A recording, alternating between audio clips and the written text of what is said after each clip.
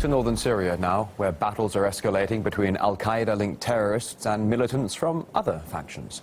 The first to attack were fighters from the Fatah al-Sham front, previously known as al-Nusra.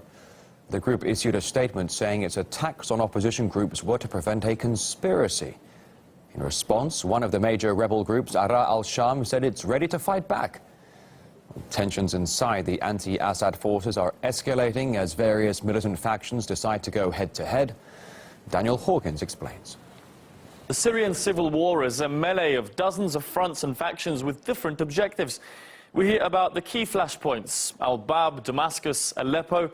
But let's focus for a minute on the province of Idlib, the only one in western Syria where the government has almost no military presence.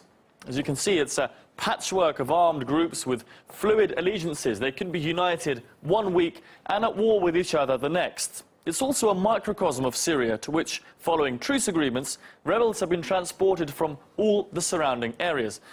It's a picture of what the rest of the country could look like without the Syrian army and Assad government. What does that mean? Well, separating moderate rebels from terrorists has been a key tenet of Russian policy in Syria.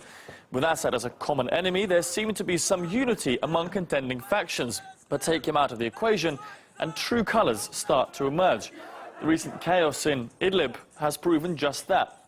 As the prospect of a political process and resolution becomes more realistic, infighting between extremist groups and more moderate factions has intensified in the region.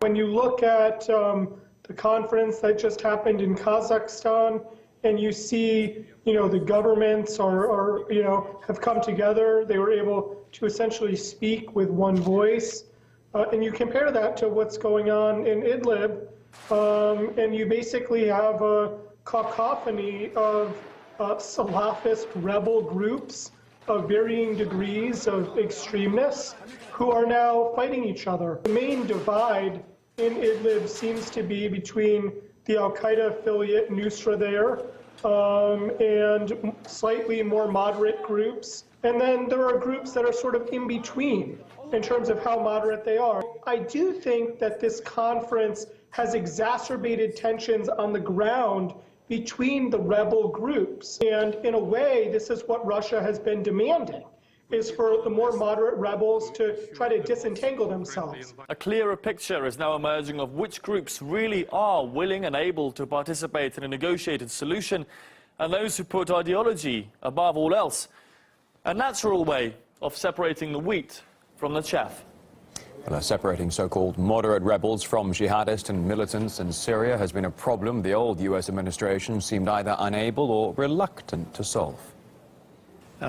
We recognize that, in places like Aleppo and elsewhere, that there's a mixing or commingling, whatever you want to call it, and that we need to work more closely together to disentangle, where these groups are mixing with known terrorist groups.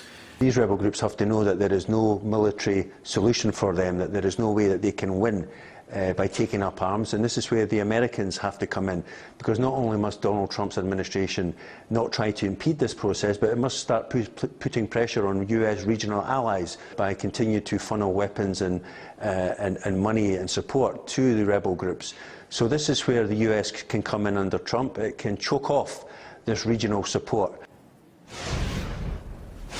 Russian law enforcement officers have uncovered a massive stash of illegal weapons in the apartment of a 62-year-old man. The haul included a range of firearms, including handguns and rifles, as well as grenades and swords. The task group also found some 12,000 pieces of ammunition, along with equipment to produce and upgrade it.